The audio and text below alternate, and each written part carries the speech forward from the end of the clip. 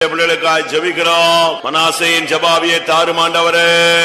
விண்ணப்பத்தின் ஆவி, கெஞ்சுதலின் ஆவி, தாழ்மையின் ஆவி, ஜப ஆவி எங்கள் ஒவ்வொருவருக்கும் கட்டிடும். எனக்கு தாரும், எனக்கு தாரும், எனக்கு தாரும், எனக்கு தார். மனாசேயின் ஜபாவினால் நிரப்பும் ஆண்டவரே. மனாசேயின் ஜபாவினால் நிரப்பு நிரப்பு நிரப்பு நிரப்பும் ஆண்டவரே. தேவ ஆவியானவர் ஒவ்வொருவர் மேல் அமர்ந்து இந்த நாட்கள் நிற்கத்தின் நாட்களிலே கத்தாவே கெஞ்சி பிரார்த்திக்க கிருபதார். ஓ கெஞ்சுதலுக்கு இறங்குகிற தேவன் கத்தாவே விண்ணப்பத்தின் ஆவினால் நிரப்பு ஜபங்களை கேட்கிறவர, மனுஷனுடைய தாழ்மையை நோக்கி பார்க்கிறவர, மனுஷனுடைய தாழ்த்துமான சூழ்நிலையில் தாழ்வில் நம்மை நினைத்தவரை துதியுங்கள் என்று எழுதியிருக்கிறது. தாழ்மையுள்ளவர்களுக்கு கிருபை அளிக்கிற தெய்வமே. ஆமென். மனாசேயின் ஜபாவினால் கர்த்தர் ஒருவரை நிறைக்கும்படியாய் ஸ்தோத்திரம் பண்ணுவோம்.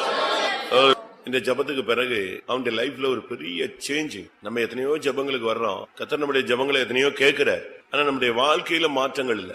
வேலை கிடைக்கணும், வேலை கிடைக்கணும், வேலை கிடைக்கணும், வேலை கிடைக்கணும் ஜெபம் பண்றோம், வேலை கிடைக்குது. வேலை கிடைச்ச உடனே இவன் பரிசுத்தவனாயிடுறான்.